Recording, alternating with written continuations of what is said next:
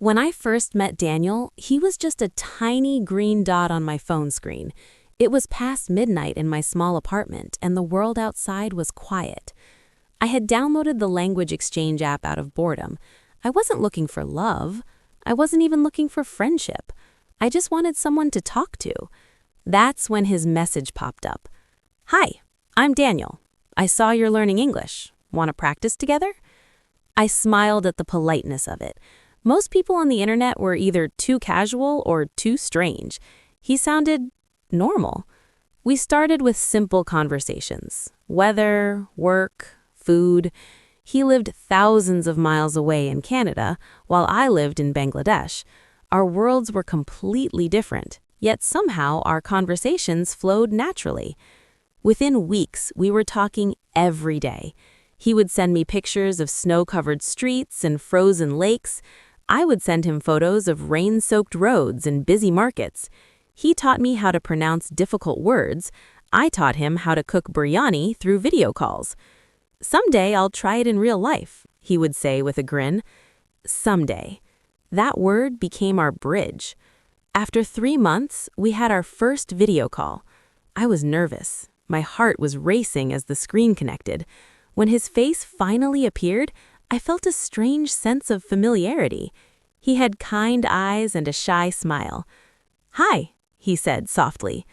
"Hi," I replied, trying not to look awkward. From that day, everything changed. We started falling asleep on video calls. Sometimes we didn't even talk. We just worked silently while the other stayed connected.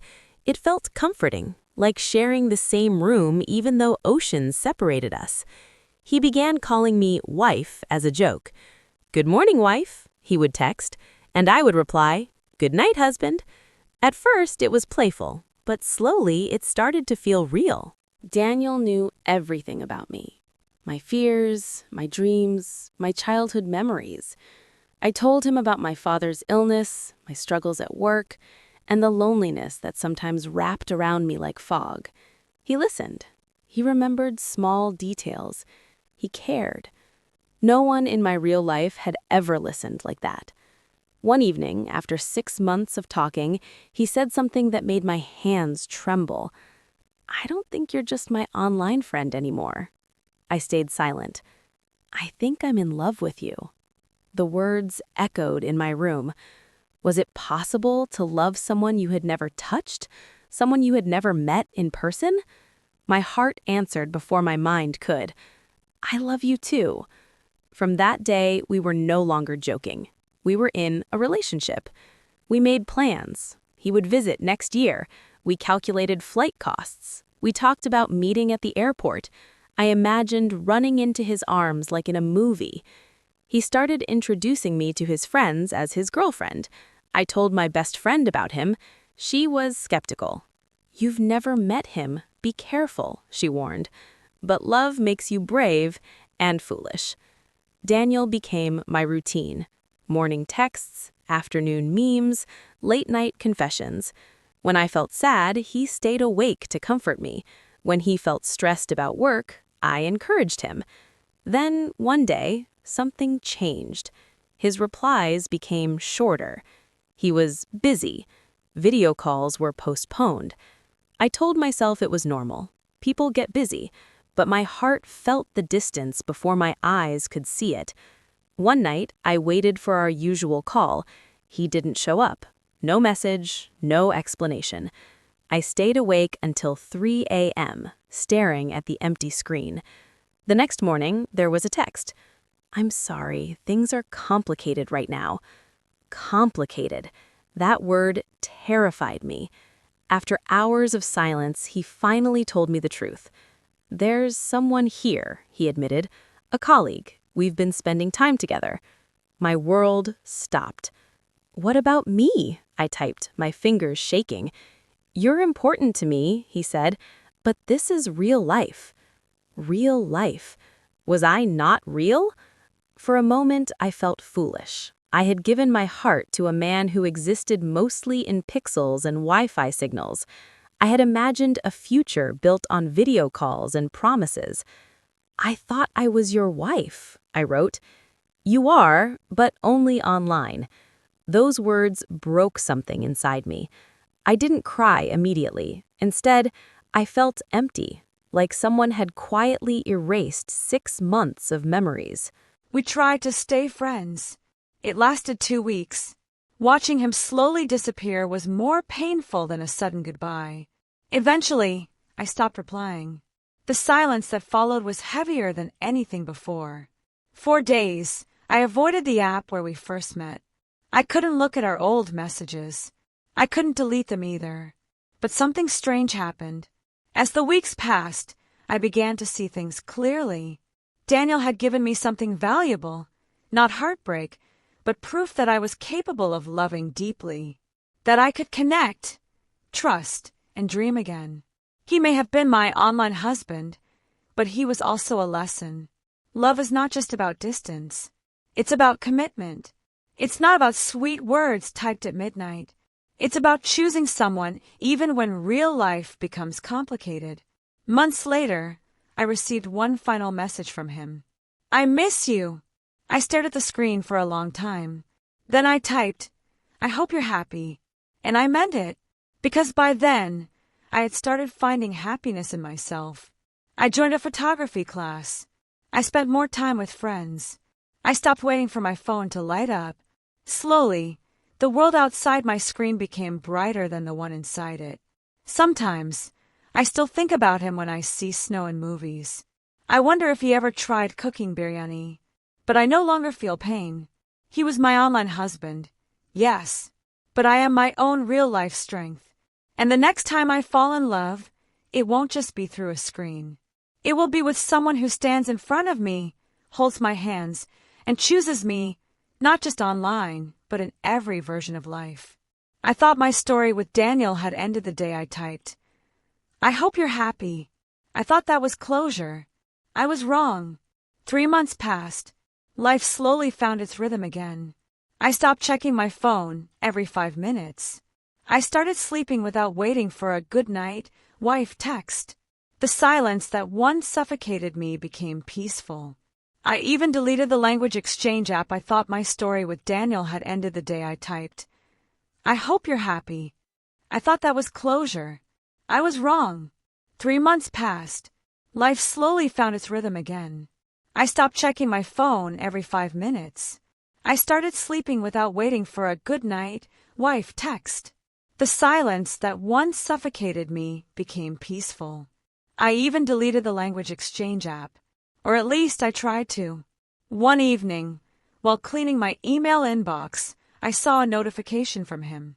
Subject: "Can we talk?" My heart betrayed me. It skipped the same way it used to when he called.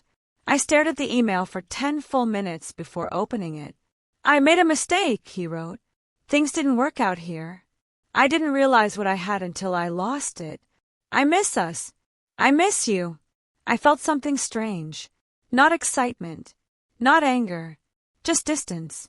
The girl who once waited until 3 a.m. for him would have replied instantly. But I was not that girl anymore. Still, curiosity won.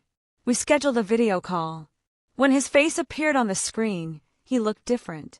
Tired, regretful. "Hi," he said softly, that same soft voice. "Hi," I replied calmly. For a moment, neither of us spoke. "I messed up," he admitted. "I thought I wanted something real here. But it wasn't what I thought. I kept comparing her to you. That sentence should have made me feel special. Instead, it made me uncomfortable. You compared me to someone you could actually touch," I said quietly. "That says everything." He ran a hand through his hair. "I was scared of the distance. I didn't know if we would ever meet. You didn't give us the chance." Silence filled the space between us. "I still love you," he said. Those words once meant everything to me. Now they felt late. "Daniel," I said gently, "do you love me, or do you love how I made you feel?" He didn't answer immediately, and in that hesitation, I found clarity. The truth was painful but simple. We had loved the idea of each other, the comfort, the attention, the late-night vulnerability, but we had never faced real life together. Stress, family, responsibilities, physical presence. We had built a relationship in a safe digital bubble. And bubbles burst. "I'm not angry anymore," I told him. "But I can't go back." "You don't miss us?" he asked. I smiled sadly. "I miss who I was when I believed in us." That hit him harder than anything else. He tried to convince me. He talked about visiting. He talked about starting over. He promised commitment this time. But promises through a screen sounded different now. "I need something real," I said firmly. "Not just words. Not just plans. I need someone who chooses me without hesitation." "And that's not me?" he asked. I took a deep breath. "Not anymore." His eyes filled with regret. For the first time, I saw him clearly, not as my online husband, not as my dream man, but as a human being who made a choice and had to live with it. We talked for another 20 minutes. About neutral things. About work. About weather. Like strangers pretending to remember love. When the call ended, I didn't cry. I closed my laptop and walked to my balcony. The night air felt cool against my skin. The city lights shimmered in the distance. And for the first time, I felt proud of myself. A week later, something unexpected happened. At my photography class, there was a new student. His name was Arif. He wasn't dramatic. He wasn't poetic. He didn't send long emotional texts at midnight. In fact, he barely used social media. But he showed up. Every class. Every group project. When I struggled with adjusting my camera settings, he stood beside me patiently and explained. When it rained heavily one evening, he offered to walk me to the bus stop under his umbrella. No promises. No fantasy. Just presence. One day, as we were reviewing photos, he looked at me and said, "You always capture light beautifully, even in dark places." I froze. Daniel used to say similar things. But this time, the compliment wasn't typed. It wasn't filtered through Wi-Fi. It was said while standing next to me, with genuine eyes and steady hands. And something inside me shifted. I realized love doesn't have to be dramatic to be meaningful. It doesn't have to cross oceans to feel important. Sometimes, it just needs to cross the street. That night, my phone buzzed again. "Daniel, I still think about you," the message read. I looked at the screen for a moment. Then I locked it. Because for the first time, I wasn't waiting for it to light up. My online husband had been a chapter. A beautiful, painful, necessary chapter. But he was not my whole story.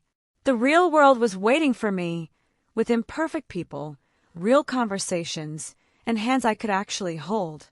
And this time, I was ready for something that didn't disappear when the internet disconnected. I didn't block Daniel. I didn't need to. The strongest kind of closure isn't blocking someone. It's no longer caring whether they text or not. Weeks passed. Arif and I grew closer, not in dramatic leaps, but in small, steady steps. We didn't stay up until 3 a.m. talking about destiny. We talked about ordinary things. His mother's cooking. My fear of public speaking. His dream of opening a small studio someday. My wish to travel somewhere cold and see real snow. "Snow," he laughed once. "You'll freeze in 5 minutes." "Maybe," I smiled, "but I still want to see it." Unlike Daniel, Arif didn't promise, "I'll take you there." He simply said, "Then one day, let's plan it properly." There was something comforting about that word, properly. No fantasy.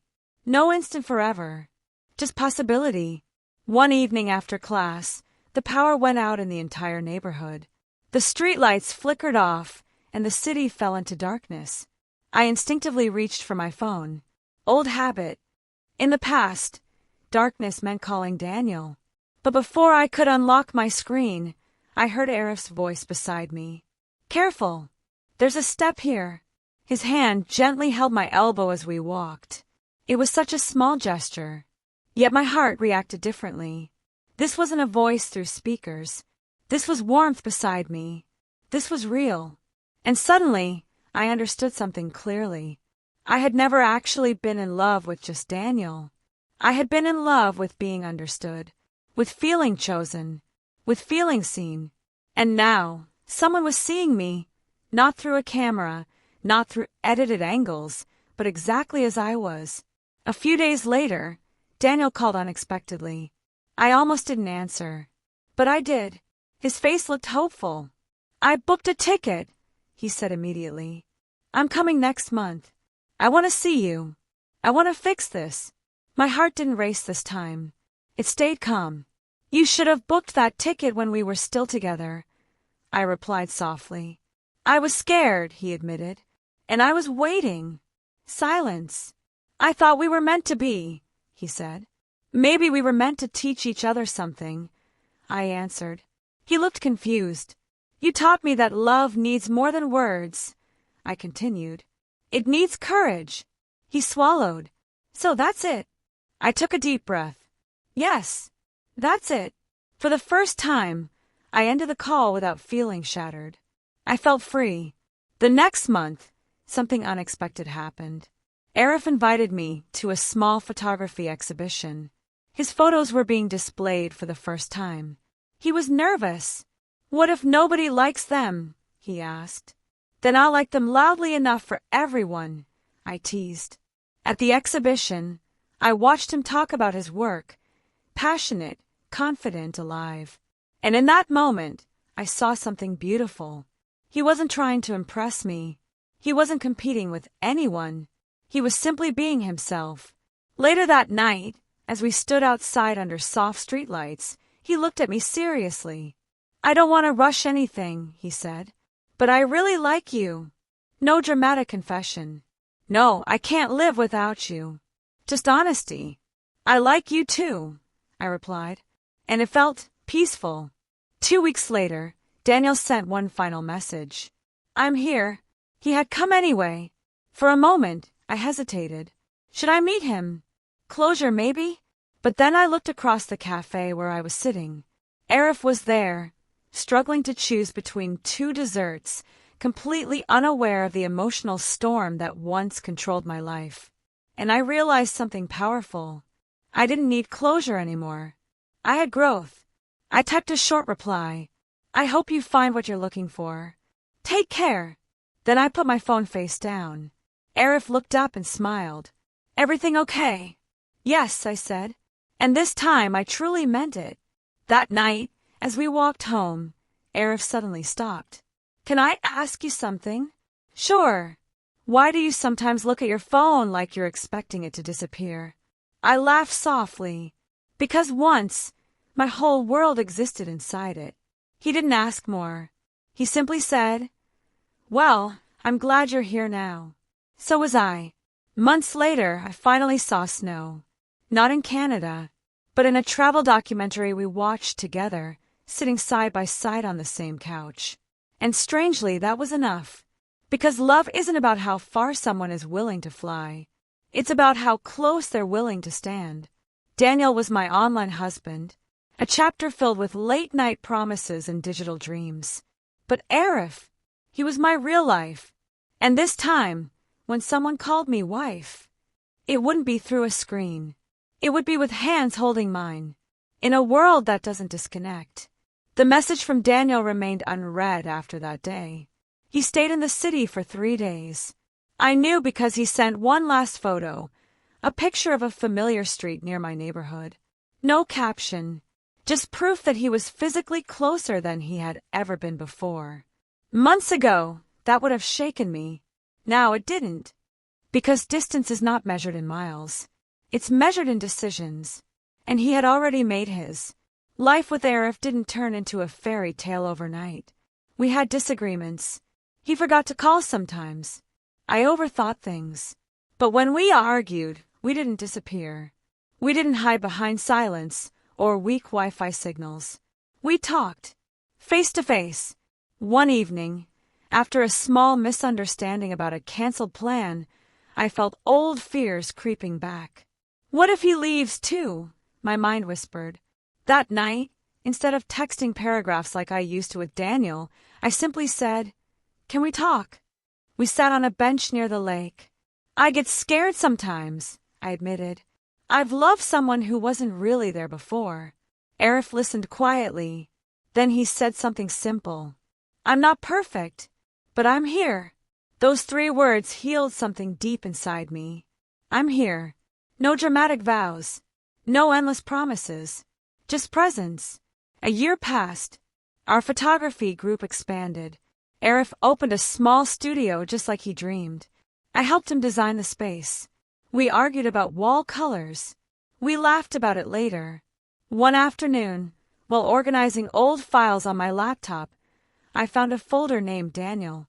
Photos of screenshots, chat memories, plans we once made. I stared at them for a long time. There was no anger, no tears, only gratitude, because that version of me, the girl who waited at 3 a.m., who believed in love across oceans, she was brave. She dared to feel deeply, and even though she got hurt, she survived. I deleted the folder, not to erase the memory, but to make space for new ones. A few weeks later, Arif took me to the same bench near the lake. The same place where I had once confessed my fears. The sky was painted orange and pink. He looked nervous. "I know we never rushed anything," he began. "And I know love isn't about big speeches." My heart started beating faster. "But I don't want a life where you're just part of my story. I want you to be my future." He reached into his pocket. It wasn't a grand, expensive ring. Just something simple, real. "Will you marry me?" For a second, the world went quiet.